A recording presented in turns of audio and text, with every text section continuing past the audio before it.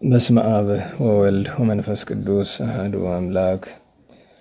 አመ ተስዑ ለሐምሌ በዛቲ ዕለት ኮነ ሰማዕተ ቅዱስ ቴዎድሮስ ኤጲስቆጶስ ዘአምስቱ አህጉር። አንድ አምላክ በሆነ በአብ በወልድ በመንፈስ ቅዱስ ስም ሐምሌ 9 በዚች ቀን የአምስቱ አህጉር ኤጲስቆጶስ ቅዱስ ቴዎድሮስ በሰማዕትነት አረፈም። ዲዮቅልጥያኖስም በካደና ጣዖትን ባመለከ ጊዜ ምዕመናንን ያሰቃዩአቸው ዘንድ መኳንንቱን ወደ ሀገሮች ሁሉ ላከም። ለጣዖትም እንዲሰግዱ ያስገድዷቸው ነበር። ስሙ ፍላጦስ የሚባል አንድ መኮንንም ወደ አፍራቀያ ሀገር መጣ። ስለዚህም ቅዱስ ለክርስቲያን ወገን መምህር እንደሆነ ነገር ሰሩበት። መኮንኑም ወደ እርሱ አስቀርቦ ለአማልክት እንዲሰዉ አዘዘው። ቅዱሱም እንዲህ ብሎ መለሰለት፣ ሰማይንና ምድርን የፈጠረ አምላክን ትተን ጣዖትን ማምለክ አይገባንም። መኮንኑም በውኑ አርጤምስንና አጵሎንን አርዳሜስንም ሌሎች አማልክትንም ያይላቸውን ሌላ ነውን? አንተ የምትናገርለት አምላክ ካለ እነዚህ አማልክት አይደሉምን? አለው። ቅዱስ ቴዎድሮስም መልሶ አዎን አማልክት አይደሉም፣ ክብር ይግባውና ከአንድ ከኢየሱስ ክርስቶስ በቀር አምላክ የለም፣ እርሱም ለፍጥረቶች ሁሉ ፈጣሪያቸው ነው አለው። መኮንኑም ኃይለ ቃል ስለመመለሱ ተቆጥቶ 40 ቀን በግርፋትና በስቅላት በስራትና በመንኮራኮራት እንዲያሰቃዩ ታዘዘ። እርሱ ግን ትእዛዙን አልሰማም፣ ከስቃዩም የተነሳ አልፈራም። ከዚህም በኋላ ራሱን በሰይፍ እንዲቆርጡ አዘዘ። በመንግሥተ ሰማያትም የሰማዕትነት አክሊልን ተቀዳጀ። ለእግዚአብሔርም ክብር ምስጋና ይሆን፣ እኛንም በጸሎቱ ይማረን፣ በረከቱም ከእኛ ጋር ትኑር ለዘላለሙ አሜን። ሰላም ለቴዎድሮስ ዘቀሰፍዎ አባለ 40 መዋዕለ በዝንቱ ኩሉ ድረ ተጋደለ ወሶበሃመ በመዋቅይት ወበዕለት ዘበሰይፍ ተቀትለ በመንግሥተ ሰማይ አድመአ ወነሳ አክሊለ ወበዛቲ ዕለት ኮነ ሰማዕተ ቅዱስ ታኦድሮስ ዘማከረ ቆጵሮስ ወምስሌሁ ሰላስ አንስት ወክሌቱ መኳንንት እለነበሩ ይኮንንዎ ወሙንቱ ሉክያኖስ ወድግናኔዎስ። በዚህችም ቀን ከቆጵሮስ ሀገር ቅዱስ ታኦድሮስ በሰማዕትነት አረፈ። ከእርሱም ጋር 3 ሴቶችና ያሰቃዩት የነበሩ 2 መኳንንት ሉክያኖስና ድግናኔዎስ አረፉ። ይህም እንዲህ ነው። ይህንን ቅዱስ ወደ እነዚህ መኮንኖች በከሰሱት ጊዜ እርሱ ክርስቲያንና የቆጵሮስ ኤጲስቆጶስ እንደሆነ ሰምተው ወደ እነርሱ አቀረቡት። ስለ ሃይማኖቱም ጠየቁት። እርሱም ክብር ይግባውና በጌታችን በኢየሱስ ታመነ። በበትሮችም እየደበደቡና እየገረፉ ቀጡት። እርሱም እየዳኸ ሄዶ ጣዖቱን ረገጠው፣ ከመንበሩም ላይ ተገልብጦ ጣለው። እሊሁ 2 መኳንንትም ተቆጥተው ጽኑ ስቃይን አሰቃዩት። ሥጋውንም በማቅ ጨርቅ፣ ጨውና ኮምጣጣ ነክረው ፋቆት። እርሱም ጣዖታቱን ይረግም ነበር። ሁለተኛም ምላሱን ቆረጡት። ያን ጊዜም በዚያ ከነበሩ ሴቶች አንዲቱ ምላሱን አንስታ ወሰደች። ከዚህም በኋላ ቅዱሱን ባሰሩት ጊዜ ከሴትዮዋ እጅ ምላሱን ተቀብሎ በሆዱ ላይ አኖራት። ወዲያውኑም ምላሱ ተዘርግታ ወደ አፉ ገባች። አንዲት ነጭ ርግብም መጥታ በቅዱሱ ላይ ዞረች። ሁለተኛም ሶሪት ወፍ መጥታ በላዩ ተቀመጠች። እሊህ 2 መኳንንትም አይተው አደነቁ። ሉክዮስም ክብር ይግባውና በጌታችን በኢየሱስ ክርስቶስ አመነ። ያን ጊዜ መኮንኑ ድግናኔዎስ ተቆጥቶ ከቅዱስ ታኦድሮስ ኋላ ይከተሉ የነበሩ 3 ሴቶችን ገደላቸው። ከዚህም በኋላ ቅዱስ ታኦድሮስ ነፍሱን በሰጠ ጊዜ ርግቧና ሶሪት ወፍ በረው ሄዱ። ድግናኔዎስም አደነቀ። ሉክዮስም የክርስቲያን ሃይማኖት የቀናች እንደሆነች አስረዳው። ክብር ይግባውና በጌታችን በኢየሱስ ክርስቶስ አመነ። ከዚህም በኋላ 2 መኮንኖች ከቆሮንቶስ አገር በመርከብ እስከ ቆጵሮስ ሄዱ። በዚያም ክርስቲያኖችን ሲያሰቃያቸው ሌላውን መኮንን አገኙ። ሉክዮስም ከድግናኔዎስ ተሰውሮ በመኮንኑ ፊት ቆመ። የጣዖታቱንም መንበር ገለበጠ። ክብር ይግባውና በጌታችን ኢየሱስ ክርስቶስ ታመነ። መኮንኑም ራሱን በሰይፍ እንዲቆርጡ አዘዘ። የሰማዕትነት አክሊልንም ተቀበለ። ድግናኔዎስም ሥጋውን ወስዶ ገንዞ ቀበረው። ከዚህም በኋላ ድግናኔዎስ በመኮንኑ ፊት ቆሞ ክብር ይግባውና በጌታችን ኢየሱስ ክርስቶስ ታመነ። ይህንንም በሰይፍ ራሱን ቆረጠው። የሰማዕትነት አክሊልን በመንግሥተ ሰማያት ተቀበለ። ለእግዚአብሔርም ክብር ምስጋና ይሁን፣ እኛንም በከበሩ ሰማዕታት ጸሎት ይማረን፣ በረከታቸውም ትድረሰን ለዘላለሙ አሜን። ሰላም እብል ለታኦድሮስ ጽዑር ዘዘበጥዎ በበትር ወዘፍሐቁ ቁስሎ በአጽርቅተ ጸጉር ወሰላም ለክሌ መኳንንተ ጥበብ ወምክር ወምስለ ሰላስ አንስት ዘሎቱ ማህበር ወዛቲ ለታይረፈ መስተጋድል አባ ህለያን። በዚህችም ቀን መስተጋድል አባ ህልያን አረፈ። የዚህም ቅዱስ የአባቱ ስም ዲስጣ የእናቱም ስም ካልሞና ነው። የአገሩም ስም አይነ ፀሐይ ይባላል። እርሱም ቀድሞ በወጣትነቱ ጊዜ የወርቅና የብር አንጥረኛ ነበር። በሥራውም የተመሰገነ ነው። በአንዲት ቀንም ከአረብ አገልጋዮች አንዲት ሴት መጥታ ለጆሮቿ ጉትቻ እንዲሰራላት ለመነችው። ከሰራላትም በኋላ የሰራበትን ዋጋ ከእርሷ ፈለገ። በፊቱም ራሷን ዘንበል አድርጋ ወንዶች ከሴቶች የሚሹትን ብትሻ እነሆኛለሁ፣ ሌላ ገንዘብ ግን የለኝም አለችው። ይህንንም በሰማ ጊዜ አንቺ የጨለማው አበጋዝ ልጅ ከኔ ራቂ፣ ፊትሽንም አታሳይኝ አላት። ከዚህም በኋላ ሞትና ፍርድ መኖሩን ለነፍሱ እያሳሰባት በማደሪያው ውስጥ ጥቂት ቆየ። ተነስቶም ለድሆችና ለችግረኞች ገንዘቡን መጸወተ። ከገንዘቡም ከፍሎ ለእናቱ ሰጥቷት ተሰናበታት። ለ3 ቀን የሚበቃውንም ስንቅ ይዞ ወደ ገዳም ሄደ። እግዚአብሔርም የልቡናውን ንጽሕና ስላየ መራው። የራቀውንም ቦታ ወደ እርሱ አቀረበለት። ወደ ኤርትራ ባሕር ዳርቻም በአንዲት ቀን ደረሰ። ቆሞ ሳለም ነጭ ልብስ የለበሱና እንደ ፀሐይ የሚያበራ መስቀልን የተመረጎዙ 3 ሰዎች ተገለጡለት። አነቁትና ከእርሳቸው ጋር ወሰዱት። ወደ አትክልት ቦታም በደረሱ ጊዜ በትርና የዕንቁ መስቀል ሰጡት። በዚያም በአንድነት ጸለዩና ሰገዱ። ከሰገደበትም ራሱን ቀና ባደረገ ጊዜ ከእርሳቸው ያገኘው አልነበረም። በመለየቱም አዘነ፣ አለቀሰም። ከዚህ በኋላ ከአትክልቱ ቦታ ቅጠል እየበላ ውሃም ከእርሷ እየጠጣ ኑሮውን በብሕትውና አደረገ። ወደ ቦታዎችና ወደ ዋሻዎች ለመሄድ የፈለገ እንደሆነም በትረ መስቀሉ ታበራለት ነበር። የረዘመውንም መንገድ ትጠቀልልለት ነበር። ልብሱም ከነዚያ ዛፎች ቅጠል ነበር። የተረገመ ሰይጣንም ተጋድሎውን ባየ ጊዜ ሰው ተመስሎ ወደ ክፉዎች ሰዎች ሄደ። እንዲህም ብሎ ነገራቸው። በገሌ በረሃ የተሰወረ ገንዘብ አለ። የሚጠብቀውን ከያዛችሁት ታገኛላችሁ። ወደዚያ ወንዝ ማዶም መርቶ አደረሳቸው። በደረሱ ጊዜ መሻገሪያ መንገድ አጡ። እጅግ ተጠምተው ነበርና ውሃውን እያዩ ወደ ውሃው መድረስ ተሳናቸው። ሁለተኛም በሚያስፈራ ዘንዶ ተመስሎ ቅዱስ ሕልያንን ውሃ ሲጠማቸው አንተ ለባልንጀሮች እንዴት አትራራም? እንዴትስ ውሃ አታጠጣቸውም? አለው። በዚህ የሚይዙት መስሎት ነበርና። ለቅዱስ ሕልያንም በአውሬው አንደበት እግዚአብሔር የዘለፈው መስሎት ውሃ ቀዳላቸው፣ ያጠጣቸውም ዘንድ ተሻገረ። እነርሱም ድሃነቱን አይተው ራሩለት፣ ልብስ ሊሰጡትም ወደዱ። እርሱ ግን አልተቀበላቸውም፣ ወደ በዓቱም ተመለሰ።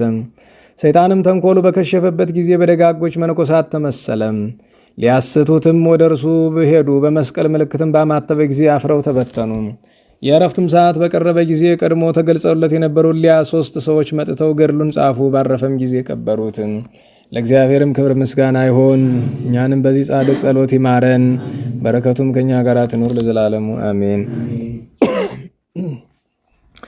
ሰላም እብል ለብእሲ ምእመን እንተ ይሰመይ ህለያን ከመ ግእዘ ምስለ 3 እደው ህብረ ጸዓዳ ልቡሳን ያብርል ወቱ በውስተ መጽልም መካን እምበትርአዴው ወፂኦ መስቀል ዘብርሃን ወዛቲ ለተዝካሮም ለመብራጣን ወንድራኦስ ኤጲስቆጶስ ዘቀፋላ ወቅዳሴ ቤተክርስቲያን ዘቅዱስ ሰርጊስ ዘግብፅ ዋዲ ተዝካረ 50 ሜት ወአምስቱ ሜት ነፍስ ወአርባዕቱ ሐራ ለኮኑ ሰማዕተ ምስለ አባ ኤሲ ዋዲ ኮነ ተዝካሩ ለአቡነ እስትንፋሰ ክርስቶስ ዘአስቄ ቀርሜሎስ።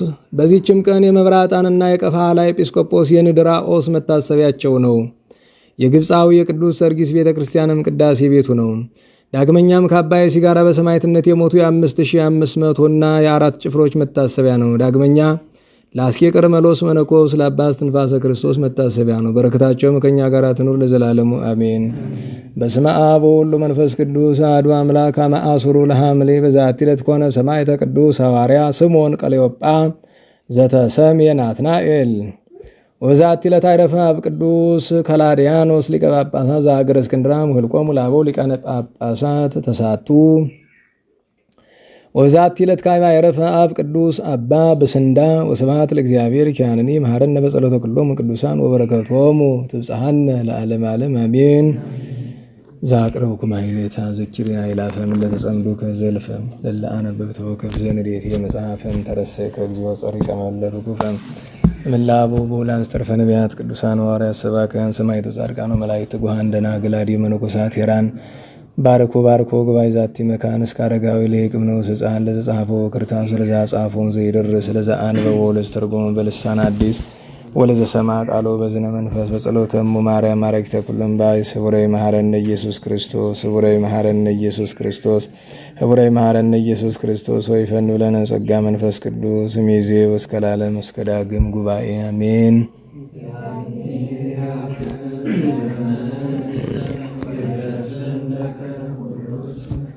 አሜን። እንዴት ዋላችሁ? ቸሩ መድኃኔዓለም ቅዱስ ስሙ የተመሰገነ ይሁን። እንኳን አደረሳችሁ። ቸሩ መድኃኔዓለም ከቅዱሳን ሁሉ ጸጋ በረከት ያሳትፈን።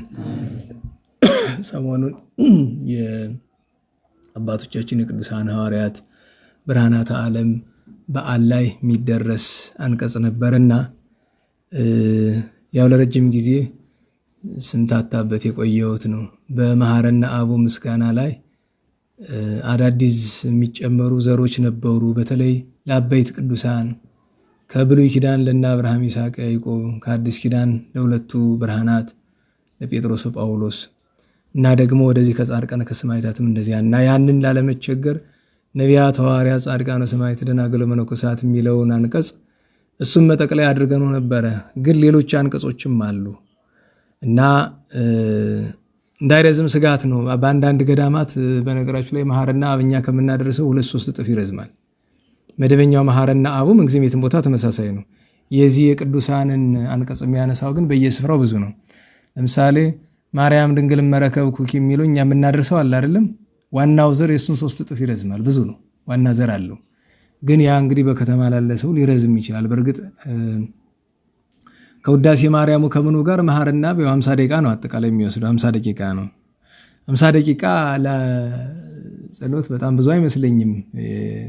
ግን ሰውነንና ሊደክመን ይችላል። በተለይ ጀማሪዎቹ ከጀመረ በኋላ የምንመጣው ሰዎች እንኳ ላይታወቀን ይችል ይሆናል። አብዛኛው ሰው ሲጀምር አይኖርም። 3-4 ሰው ነው ለጊዜ ምህላ የሚጀምር ይታወቃል። እና ለሁሉም የብርሃናት ዓለም ጴጥሮስ ጳውሎስ ሰሞኑን ይጠናና ይጨመራል ልም እግዚአብሔር ፈቅዶ የሚጨምርበት ቀን እኔ አስቤ ነበር የክብረ በዓሉ ቀን ተብሎ እዚያ በኋላ ደግሞ እንግዲህ በዓል እየጠበቅን ወይ በወር በዓላቸው እንለው ይሆናል ነበረ ሐሳቡ የነበረ። ወደፊት አንድያውን ይጨመራል ወይ ሳይጨመር የሚለውን እግዚአብሔር ያውቃል። ለጊዜው ግን እሱን አጥኑና ከዚያ እንደ እግዚአብሔር ፈቃድ የሚጨመርም ከሆነ ይጨመራል፣ ካልሆነ በግል ጸሎታችን እንይዘዋለን እና ዘሩን ያዙትና ከዚያ በኋላ እንግዲህ እንደ እግዚአብሔር ፈቃድ ዜማ ምንጊዜም ያው ከሌላው ዜማ ጋር ብዙ ልዩነት ስለማይኖረው አትቸገሩበትም። ምናልባትም ወረብ የምታውቁ ሰዎች ካላችሁም ወረብ ውስጥ አለ ዜማው። ወረብ ስላችሁ ምናልባት የሐምሌ 5 ወረቦችን የምታውቁ ካላችሁ ዘሩ የሚለው ሕዝብ ቅዱሳን ሐዋርያት ክቡራን አይማደ ቤተ ክርስቲያን ሰማየ ስሞሙ ደቂቀ ብርሃን ጴጥሮስ ጳውሎስ ነው የሚለው ችናት ወረብ አለው። ታውቁት ከሆነ ቸብቸቦ ወረብ አለው። በቃለ ማህሌት ውስጥ ያለ ነው። በሰንበት ትምህርት ቤትም የት እንደሆነ አላስታውስም። ምናልባት መንበረ መንግስት ይሆናል ሲዘምሩት ድሮ ሰምቼው ማቅ ይመስለኛል። እዚህ ግን በመሐረነ አቡ ዜማው እንደዛ አይደለም እና ዘሩን አብራችሁ አንድ ጊዜ የተመራችሁ በሉ። ሕዝብ ቅዱሳን ሐዋርያት ቡሩካን ሐዋርያት ቡሩካን ተለለ እህቶቻችን ቡሩካን ሐዋርያት ቡሩካን አይማደ ቤተ ክርስቲያን ሰማየ ስሞሙ ደቂቀ ብርሃን ጴጥሮስ ወጳውሎስ እንደዚያ ነውና ትርጉም የሚያስቸግራችሁ ካላችሁ ጊዜ ያልተማራችሁ ያው ሕዝብ ቅዱሳን አሁን በነገራችሁ ላይ ለጴጥሮስ ወጳውሎስ ብቻ አይደለም ሕዝብ ቅዱሳን ብሎ የሚል 120 ቤተሰብ ነው አጠቃላይ። ሐዋርያት ክቡራን ያለ ደግሞ 12ቱን ነው። አይማደ ቤተ ክርስቲያን ብሎ ሲል ደግሞ ወደ ሁለቱ አጠበበው። እንግዲህ ከሰፊው 120 ወደ 12 ወደ 2 ከዚያ በኋላ ሰማየ ስሞሙ ደቂቀ ብርሃን ክርስቶስ ስም አወጣላቸው። ምን ሲል የብርሃን ልጆች በወንጌል ተናግሮልን በቅዱስ ዮሐንስ ወንጌል እመኑ በብርሃን ከመ ትኩኑ ውሉደ ብርሃን ብሎ የለ የብርሃን ልጆች ሆኑ ዘንድ ብርሃን ሳለላችሁ በብርሃን እመኑ ያለው ነው። ደቂቀ ብርሃን ማለት እሱ ነው። ደቂቀ ብርሃን እና ሰማየ ስሞሙ ደቂቀ ብርሃን የብርሃን ልጆች ብሎ አንተሙ ብርሃኑ ለዓለም አንተሙ ውእቱ ብርሃኑ ለዓለም ብሎ ስም አወጣላቸው። እሊህም ጴጥሮስና ጳውሎስ ናቸው። ብርሃናት ዓለም ስለምንላቸው ማለት ነው። ዜማው ያው ብዙ የሚያስቸግር አይደለም። ሕዝብ ቅዱሳን ሐዋርያት ክቡራን አዕማደ ቤተ ክርስቲያን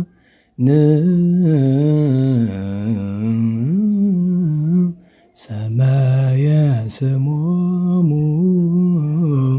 ደቂቀ ብርሃን ጴጥሮስ ወጳውሎስ ነው። እንደዚያ ነው። የማህረና አብ ዜማዎች በሙሉ ብታዩአቸው በሆነ ቦታ ላይ ከሆነ ጋር ሄዶ መመሳሰላቸው አይቀርም። ለምሳሌ አሁን ቤተክርስቲያን የምትለው ዜማ የት ነው ያለች?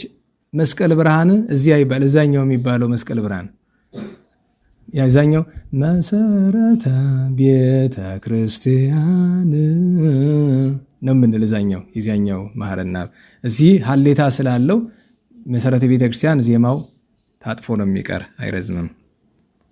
ስለዚህ አንድ ጊዜ ሁለት ጊዜ አንድ ደቂቃ ወስደን እንሞክረውና ከዛ ተከታታይ ይጠናል። በ15 ብርሃናት ዓለም ጴጥሮስ ወጳውሎስ ክብረ በዓላቸው ስለሆነ በ15 ይባልና ከዚያ በኋላ ወደፊት ወይ በአዲስ ዓመት ወይ በአንዱ ስፍራ ይጀመራል። እስከዚያው እያጠናችሁ ትቆያላችሁ ማለት ነው። ሕዝብ ቅዱሳን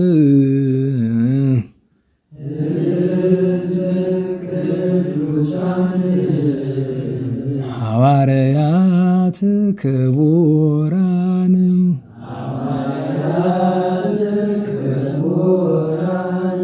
አዕማደ ቤተ ክርስቲያን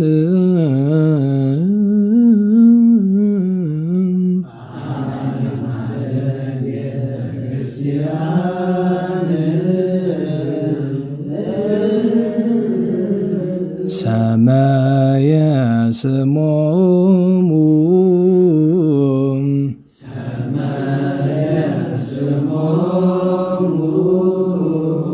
ደቂቀ ብርሃን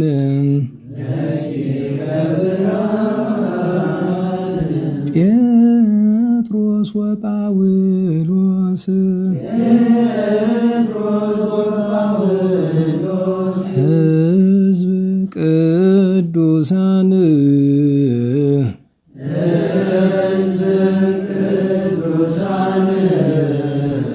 ሐዋርያት ክቡራን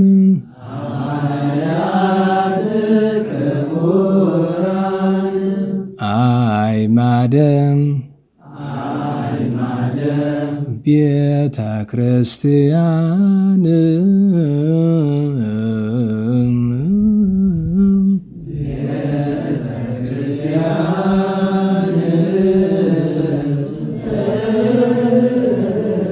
ሰማየ ስሞሙ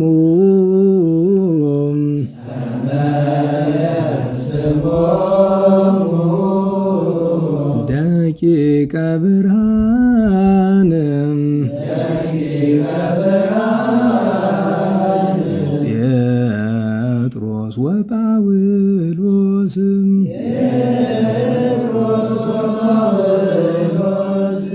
ሕዝብ ቅዱሳን ሐዋርያት ክቡራን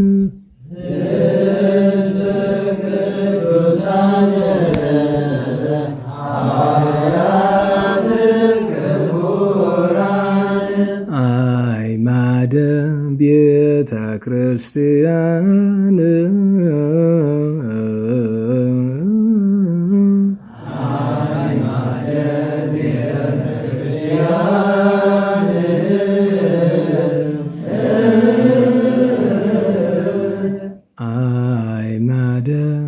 ቤተ ክርስቲያን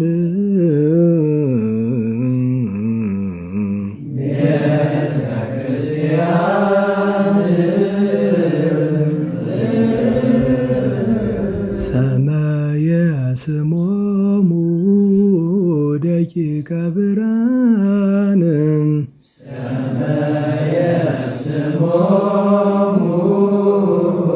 ደቂቀ ብርሃን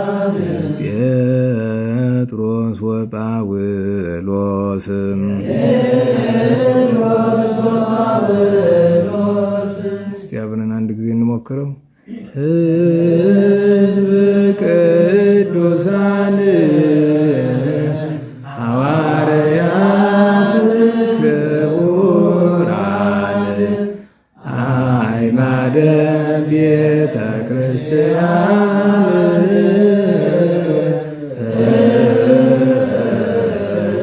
ሰማየ ስሞሙ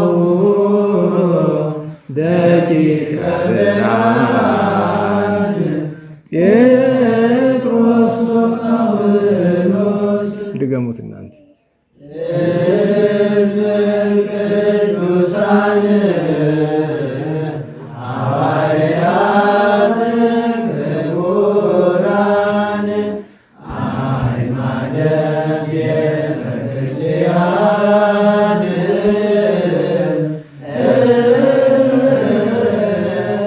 ሰማየ ስሞሙ ደቂቀ ብርሃን ጴጥሮስ ወጳውሎስ። የመጨረሻ አንድ ጊዜ ሕዝበ ቅዱሳን ሐዋርያት ክቡራን አዕማደ ቤተ ክርስቲያን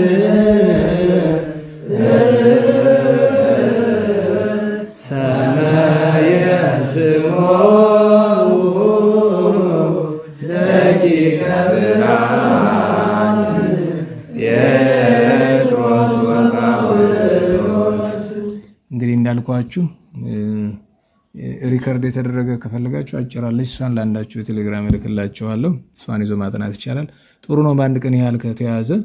ከዚያ በኋላ ደግሞ እድሉ ሲገኝ በጋራም በግልም ይጠና። ዋናው ትልቁ ነገር ለግል ጸሎትም ቢሆን ይጠቅማል። ይጨመር አይጨመር የሚለውን ወደፊት እናያለን እንደ እግዚአብሔር ፈቃድ። መቼስ ምንም ሆኖ ምንም እኔ የግለሰብ ጉዳይ ቢሆን በእርግጥ አሁን በአገልግሎት ስፍራ ስትሄዱ በቤተክርስቲያን ትንሽ ችግር አለ። ለምሳሌ የአቡነ አብዬ ጊዜ በደብራቸው ስማቸው የሚነሳበት ስፍራ የሌለበት አካባቢ አለ እና እዛ ላይ የጥንት ቀለሞች ስላሉ ያንን መልሰና ምትን ይጮ ሲባል ቅር ይለዋል። ለምን ሲባል የበዛ ሲሄድ ያደክመናል በሚልና በእውነቱ አንደኛ ምን ያህል ከ24 ሰዓት ውስጥ ምን ያህል የጸሎት ጊዜ ኖሮ እንደሚደክመን አላውቅም። አሁን ወንድሞቻችን አሉ በቀን 7 የጸሎት ጊዜያት የሚያደርሱ እናንተ መካከል አሉ። እነሱ ያንን 7 የጸሎት ጊዜያት ጨርሰው እንደገና እናንተ ጋር መጥተው ሲጮሁ ደስ ብሏቸው ነው፣ በፀሐይ ነው፣ በደስታ ነውና በእውነቱ እኔ የምሰቀቅ ይበዛል የሚለው አንዳንድ ሰው እየተሰቀቀ ከሚያደርሰው ቢቀር ይሻላል በሚል ነው እንጂ አሁን እቺ ስንት ትሆናለች? 30 ሰከንድ ናት። ለእናንተ ለማስጠናት እንዳይከብር የትናንት ሪከርድ አድርጊያት ነበርና 33 ሰከንድ ናት። እንግዲህ በአንድ ጸሎት ላይ 33 ሰከንድ በእርግጥ 33 ሰከንድ በተደጋጋሚ ሲጨመር እንደዚህ አይነት ሌላ እዚህ በኋላ 6 ብናመጣ በአጠቃላይ ስንት ይሆናል ማለት ነው? ወደ 4 ደቂቃ አካባቢ ይመጣል ማለት ነው አይደል? በጸሎት ላይ 4 ደቂቃ መጨመር ምን ያህል ያደክማል? ያንን ያልኳችሁ ላመጣ ነው ማለት አይደለም። ቢመጣ አይከፋኝም። በተለይ ስለ ታላላቆቹ ቅዱሳን እንደነዚህ አይነት ምናመጣቸው ደግሞ ሌላ ስፍራ የሚገኙ አይደሉም። በብዛት አሁን የኛው ዘሩ በቃለ ማህሌት ላይ አለ እንጂ በጸዋቶ ዜማ በመሐረና ውስጥ አይገኝ። እየገዳማት ሁሉ እየራሳቸው አላቸው ስለማክበር። ስብሐተ ፍቁር የሚባል ጸሎት ታውቃላችሁ አይደል? እኛ የምናውቀው ስብሐተ ፍቁር ትንሽ ነው አይደለም? የአቡነ ተክለ ሃይማኖት ብቻውን አንድ ሙሉ መጽሐፍ ነው ስብሐተ ፍቁር። የቅዱስ ጊዮርጊስ ራሱን አንድ መጽሐፍ ነው። ራሱ የእመቤታችን አንድ መጽሐፍ ነው። ብዙ ነው በጣም። ከዚያ ግን ያው ይደከማል እየተባለ ሲቆራረጥ ይሄ እንግዲህ አሁን ካለው ደረጃ ደርሷል እና ቢያድለነ መሐረናው እንደውም በቀን 2 ጊዜ ነበር የምናደርሰው። ጧት ወበከመ አቀብከነ ምሰርክ እስከ ነግህ ተብሎ ብለን አናቅም እስካሁን ድረስ አይደል? ለምን ሁልጊዜ ማታ ብቻ ስለሚደርስ እንጂ እንደሱም አለ። ጧትም እኮ ይደረስ ነበር ተሰብስቦ ማህበር ጸሎት እና እንዳንሰንፍ ብዬ ነው። ደግሞ መታወቁት ነው ጊዜው እንዲያ እያለ ሁላችንም ምን ሄድበት ጊዜ ቀጠሮ አይታወቅም። መልአከ ሞት ሁሉ ጊዜ የት እንዳለ አናውቀውምና እሱን ለማስታወስ ነው። በተረፈ ስማቸውን ብቻ ሳልጠራላችሁ ከማልፍ ዛሬ ያው ታውቋቸዋላችሁ። ግን ታላቁ ጻድቅ አባታችን አቡነ ኪሮስ እኔ ዘወትር እንድታስባቸው ኃጢአት የሰራ ሰው አለ ጌታችን በደሉ ምን ቢበዛ 3 ጊዜ እየሰገደ በግንባሩ የአቡነ ኪሮስ አምላክ ይቅር በለኝ ብሎ ቢለኝ በደሉን እደመስሳለሁ አለ። ነገር ግን እንዲህ አይነት ቃል ኪዳን አሁን መናገር ትቼ ነበር። የተውኩበት ምክንያት ሰዎች ለስንፍናቸው የቅዱሳንን ቃል ኪዳንን ሰብለ እከዩ ሃይማኖት ያለብሳ እንደሚሉ አባቶቻችን ለክፋቱ ጥቅስ እንደሚጠቅስ ሰው ክርስትናውን መቀለጃ ሲያደርግ ሰው ሳይጾም ሳይጸልይ ሳይሰግድ በእንደዚህ አይነት ቃል ኪዳን መሽለክ ይፈልጋል። ለዚያ ሰው ሲጀምር ቃል ኪዳኑ አይሰራለትም። ለሱ ግን የሰው ልጅ ምን ሆኖ ምንም አስቡት። ዛሬ በደል ሰራን አይደል? በየቀኑ እየሄድን ካህን ንስሐ አንገባም። የችሎታው የለንም። ስለዚህ ከካህን የምንሄደው በስንት ቀጠሮ ነው? ለምሳሌ በጣም ቅርብ ቀጠሮ ያላችሁ በሳምንት ንስሐ የሚገባ ሰው አለ? እንደዚህ ምላችሁ ቢያምራችሁም እንኳን ሳምንት የሚቀበላችሁ ካህን አታገኙ። ይሻይሏችሁ፣ ምን ብታንቋቸውም ይሻይሉም። ለምን? ሌላውን ትቼ በጎን ምክንያት ልጥቀስ፣ ጫና ይበዛባቸዋል በሚለው እንለፈው። በጣም በ2 ሳምንት የሚሄዳለ፣ በ2 ሳምንት ንስሐ የሚገባ ሳያቋርጥ መደበኛ በየ15 ቀኑ እንደ በጣም ፈጣን ንስሐ ገቢ ነው ብለን በ15 ቀን ያዝለት። እንደ በዚህ ዘመን 14ቱን ቀን ሙሉ ምን ስናደርግ ነው የምንከርመው? እየበደልን ኃጢአት እየዘገብን ነው የምንቆየው እንደ ጋዜጠኛ። እንደዚያ ነው።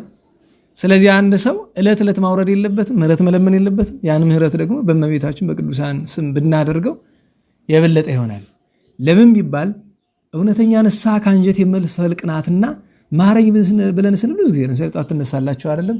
ዳሴ ማርያም ወይ አንዳንድ ነገር ተዘግና ጌታዬ ኃጢአትን ይቅር በለኝ ምናምን እንላለን። ቃሉ አይታችሁ ከሆነ በአብዛኛው ራሴንም ስለምታዝቡ ከዚህ ነው የሚወጣው፣ ከጉሮሮ ነው። እግዚአብሔር ደግሞ ልብ ስለሚመረምር እንደዚህ አይነት ቃላት ከደጁ ደርሰው ምህረት ለኛ የማምጣት አቅማቸው ዝቅተኛ ነው። ማይበር ጸሎት የሚረባ ለዛ ነው። እና የቅዱሳን ቃል ኪዳን መጠጋት ያለብን ለዚያ ነው። እና እንደዚያ ብሎ አላቸው። እና አቡነ ኪሮስ ሊያርፉ ሲሉ ጠይቀውት የማያውቁትን ጥያቄ ጌታዬ 3 ልመና አለኝ አሉት። ምንድነው አላቸው። እንግዲህ አቡነ ኪሮስ እንደምታውቋቸው እዚህ ቤት ነግራችኋለሁ አይደል? ጌታችን በዘመነ ጻድቃን ከእንጦንስ ከመቃርስና ከጳኩሚስ ከነዚህ ከ3ቱ እነዚህ አርዕስት ናቸው። የሁሉ አባት ናቸው። ውድድር የለም። እነዚህ 3ቱ ለማንም ጋር ቅዱስ እንጦንስ፣ ቅዱስ መቃርስና ቅዱስ ጳኩሚስ ከማንም ጋር ውድድር የላቸው። ከሁሉ ይበልጣሉ እነሱ። ከዚያ በኋላ ግን ካሉት የኔን ፈቃድ በመፈጸም ልዩ 4 ወዳጆች ብሎ ጌታ ተናግሯል። እነዚህ 4 ልዩ ወዳጆች የሚባሉት አንደኛው አባ ለትጹን ናቸው። እንጂ ታውቋቸዋላችሁ። አባ ለትጹን ምን እንዳደረጉ እንደው ስንክሳር ያለው ይበቃላል። ሁለተኛው አቡነ ሲኖዳ ናቸው። ታላቁ አባ ሲኖዳ ትናንት ያረፉት ማለት ነው። 3ኛው አቡነ ኪሮስ ናቸው። 4ኛው አባ አሞን ናቸው። አሞኒዮስ ታላቁ ማለት ነው። እነዚህ ናቸው ከቅዱሳን ሁሉ ስምረትን የፈጸሙ። ደግሞ 4ቱም በተመሳሳይ ዘመን የነበሩ። ከነዚህ 2ቱ ቀድመው አርፈዋል። አባ አሞን እና አባ ለትጹን ቀድመው አርፈዋል። አባ ሲኖዳና አቡነ ኪሮስ እድሜያቸው ረጅም ነው። ያረፉትም በተከታታይ ቀን ነው፣ በ7 እና በ8። እና አባታችን አባ ኪሮስን አባ ባውማን አባ ኪሮስ አቡነ ኪሮስን የገነዛቸው አባት ማለት ነው። ስንክሳር ላይ ገንዞ ቀበራቸው ይላል አይደል? ወዲያው አባ ባውማ ሲመጣ ግን ቅዱስ ሚካኤል ልኮት ስጋውን ይዘው ወጣ ብሎ ስጋቸውን ይዞ ሄዶ እንደገና አቡነ ኪሮስን ከነፍሳቸው አዋሃዶ ቀድሰው ቆርበው በደብረ ቅዱስ መላእክት እንደገና ቀብረዋቸዋል። እና አሁን የአቡነ ኪሮስ ስጋቸው ያለ ግብጽ ነው ይባላል እንጂ በደብረ ቅዱስ ነው ያለ። ደብረ ቅዱስ ወዴት ነው ያለ? እንዴት ዋላችሁ? ወዴት ነው ያለ? ለማወቅ ከባድ ነው። ምን ገምት የምንችለው እስራኤል አካባቢ ነው፣ ግን ከባድ ነው። እስካሁን እዚህ ነው የሚል ነገር አላገኘውም። አዳም አባታችን እና 10 ቅዱሳን አባቶች የነበሩበት የቅድስና ስፍራ ነው። እና 3 ልመና አለኝ አሉት። ለምነኝ አላቸው። አንደኛ አለ የስጋ ዘመዶችን ማርልኝ አሉ። ቅዱሳን ከበቁ በኋላ የስጋ ዘመድ ያስታውሱም አይደለም። ነገር ግን ለዓለም ሁሉ ምሕረት ሲለምኑ ቆይቶ በኋላ ሲያስቡት እነሱ ተለይተው እንዳይቆርባቸው ሲሉት ወዳጄ እምርልህ ነበረ ከተባለ ቀጥሎ የሚመጣው ነገር ችግር ነው አይደለም። ግን ያላቸው ከዘመዶች የተኮነነ የለም፣ ሁሉ ጻድቃን ናቸው፣ አትቸገር ለነሱ ብለዋል። ለምን ቢባል ዘመዶች የሚላቸው ጻድቁ ቴዎዶሲዮስ፣ መራዊ ገብረ ክርስቶስ የመሳሰሉት ናቸው አይደለም። እነ ቅድስት መርኬዛ ናቸው። እና ሁሉም ጸድቀዋል፣ አትጨነቅ፣ አትቸገር ብለዋላቸው። ሁለተኛ ልመና ምንድን ነው አለ? የሰማይ የምድር እመቤት እናትህን አምጣልኝ፣ ልያት አንድ ጊዜ ታነጋግረኝ ብለዋል። ጌታችን እመቤታችን ይዞ መጣ፣ አነጋገረችው፣ ባረከችው። መጨረሻ ልመናህ ምንድነው ተባለ። ስንክሳር ላይ በራሱ የመጣ አስመስሎታል። ለምን ቢባል ታሪክ ለማሳጠር እንጂ አቡነ ኪሮስ ገድላቸው የምታነቡ ለምነውት ነው። የመጨረሻ ልመናዬ ለምን ቅዱሳን እድሜያቸውን ሙሉ የሚፈጁ ቢርባቸው ምግብ፣ ቢጠማቸው መጠጥ፣ ቢታረዙ ልብስ፣ ቢያዝኑ መጽናኛ፣ ደስ ቢላቸው ማመስገኛ የቅዱስ ዳዊት መዝሙር ነው። ቅዱስ ዳዊትን አምጣልኝ አሉ፣ አመጣላቸው። እዚያ በኋላ ያለው ታሪክ እዚያ የምታዩት ነው። ስንክሳር ላይ ያልተጠቀሰው አንድ ታሪክ ምንድነው? ልዘምርልህ በገናውን ይዞ በየትኛው ስልት፣ በየትኛው ቅኝት፣ በየትኛው አውታር ልዘምርልህ ብሎ ሲል 10ሩን አውታሮች ለመስማት እወዳለሁ ብሎ አለ። በሁሉም ሲዘምር ቆይቶ የመጨረሻዋን መዝሙር ሲዘምር ያቺ ድምፅ ይላል ገድሉ ላይ በዓለም ያሉ ቅዱሳን ሁሉ ሰምተዋታል። ያቺ የመጨረሻዋን ጣዕም ለአንድ ዓመት ሙሉ እጆሯቸው ላይ ቀርታለች ያቺ ነገር እና እግዚአብሔር አቡነ ኪሮስን በረከት ያሳድርብን። አባ ብሶይን ታውቋቸዋላችሁ። በብዙ ገድል በብዙ ቅድስና ይኖሩ ግብጽ ወርደው ባለፈው ቅርብ ጊዜ ታሰሩ ተብሎ የተነበሩት የናዳውን አባት ታውቋቸዋላችሁ። ይንታይባቢ ታስረው የነበሩት ትልቅ ሰው ናቸው። ተራ ምሁር ብቻ እንዳይመስሏችሁ እያንዳንዷን ነገር በተግባር የሚኖሩ በቅድስና ጎዳና ያሉ ትልቅ ሰው ናቸውና እሳቸው ግብጽ ያሳለሟቸው ሰው ሄደው ወይ ሰው ተልኮ ይመስለኛል አስመጥተው የአባ ብሶይ ገድል በብራና አይገኝም። ከባድ ነው በጣም ነበረ። ግን የዛን ሲታጣ የዚህ የብራናው ዛይዶ አስመጥተውት ታትሟል። አግኝታችሁት ከሆነ ገድል አባ ብሶይ የሚል አለ።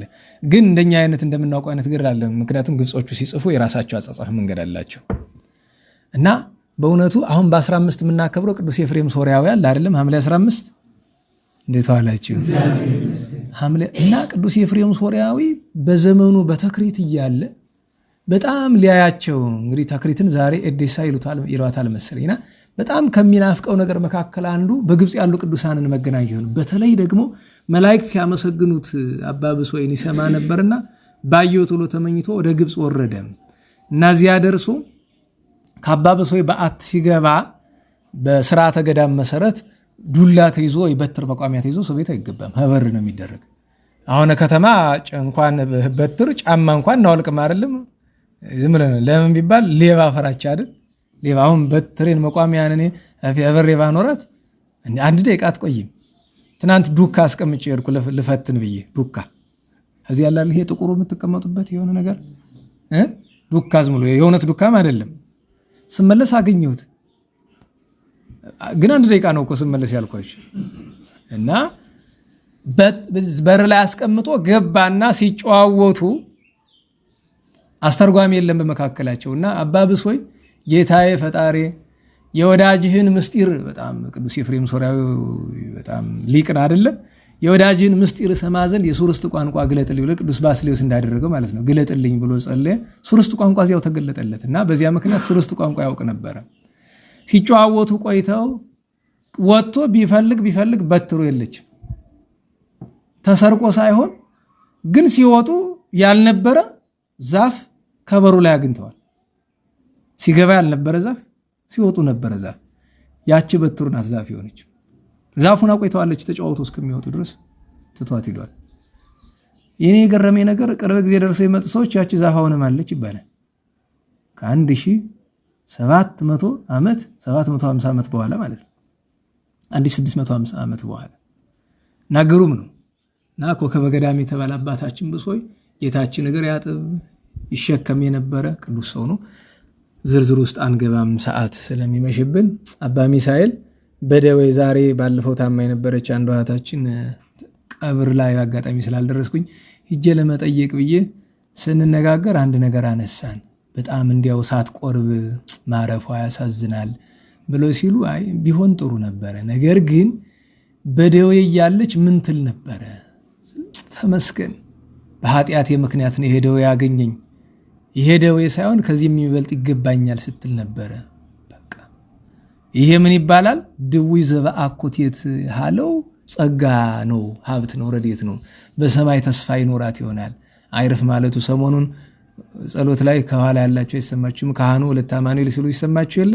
የሷ ስም ነው። ወጣት ናት። ያው እንግዲህ እግዚአብሔር ጠራት በደዌ በሞት ወደ ማደሪያው ጠርቷታልና ደዌን በማመስገን ደረጃ አባ ሚሳኤል ተጠቅሟል። 20 ዓመት መከራ ተቀብሎ በደዌ ማለት ነው።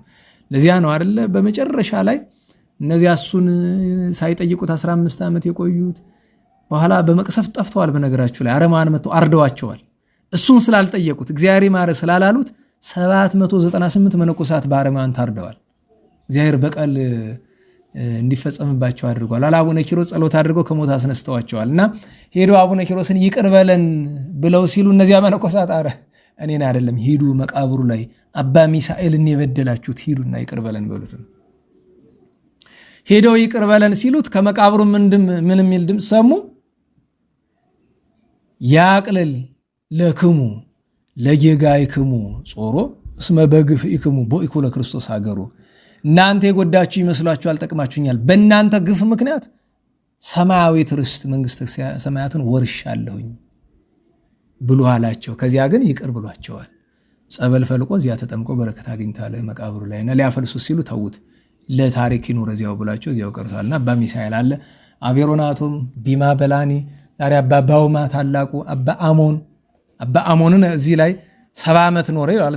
ሳይ ይሄ አሞን የሚባሉ ብዙ ቅዱሳን ናቸው። ቅድም ያልኳችሁ ከአራቱ ይሄኛውን አባት አይደለም ሌላ ነው። 4 አሞን ግን ቀጥሎ አባ ስሞን የሚባል አባት አገኘ ይላል። ስንት ያህል ዘመን እንደቆየ አይናገርም። ከዚያች በአት 130 ዓመት የተጋደለ ነው። 130 ዓመት። አስደናቂው ነገር ግን በዓለም እያለ ወደ 80 ልጆች ነበሩት ይሄ ሰው። ይሄ አስደናቂ ታሪክ ነው በነገራችሁ ላይ ይገርማል አይደል? እንዴት ዋላችሁ? 80 ልጅ ከአንድ ሴት አይወለድም። ስለዚህ በፊት በኃጢአት ኖሯል ማለት ነው። በኋላ ንስሐ ገብቶ ግን 130 ዓመት ተጋድሏል። ልክ በደብረ ቶርማቅ 92 ዓመት እንደተጋደለው አንድ ትልቅ ጻድቅ ማለት ነው። እና አባ ባውማን ግን እንዳትረሱት እቤ አቀባፉ የምትለውን አባ አጋቶንን አግኝቶት፣ አባ አጋቶን ታውቃላችሁ? ድንጋይ ጎረሰው። እሱን አግኝቶት አባቴ መነኩሴ መሆን ፈልጋለሁ፣ መነኩሴ ለመሆን ምን ላድርግ? ወደ ክርስቶስ ወደ መድኃኒታችን ለመድረስ አለው። ይቤ ዳዊት እቤ አቀባፉ የከመይሳት በልሳኔ ዳዊት በመዝሙሩ እንዲህ አለ፣ በአንደበቴ እንዳልስት አፌን ምን እላለሁ እጠብቃለሁ አለ ብሎ ሊቀጥል ሲል ቆይ አባቴ እሷን ልኑራት አለ። 40 ዓመት እዚያ በኋላ እና መነኮሳት ሊያርፍ ሲል አባታችን ባውማ የገዳም አስቄጥስ ካህን ነበር፣ በጣም የተመሰገነ የደብረ ሲያት ካህን። አባታችን እስቲ የህይወት ቃል ንገረን ብለው ሲሉት ልጆቼ አባ አጋቶን የነገረኝን አንዲትን የቅዱስ ዳዊት ቃል አረፍተ ነገር ለመረዳት 40 ዓመት ወስዶብኛል አላቸው። እና አንዳንድ ቃላትን ስናነባቸው የገባን ሲመስልን መጠንቀቅ ጥሩ ነው በተለይ ዘመን። እና መረዳት ማለት መኖር ነው፣ ሌላ ትርጉም የለውም። እና እግዚአብሔር አምላካችን የሁሉን ቅዱሳን በረከት ያሳድርብን። ለእግዚአብሔር ለአምላካችን ክብር ምስጋና ይሁን።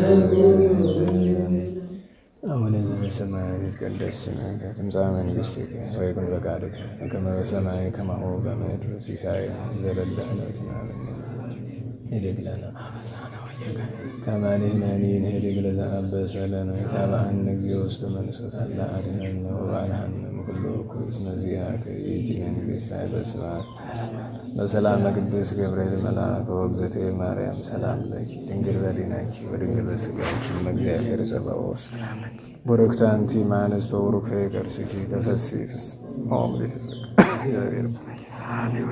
ለነ ምሕረተ ወፍቅር ወልድኪ ኢየሱስ ክርስቶስ ከመ ይስረይ ለነ ኃጣውኢነ ከመ ይጸንዕኪ ስብሐት ለአብ ስብሐት ለወልድ ስብሐት ለመንፈስ ቅዱስ ይእዜሰ ወለዓለመ ዓለም አሜን።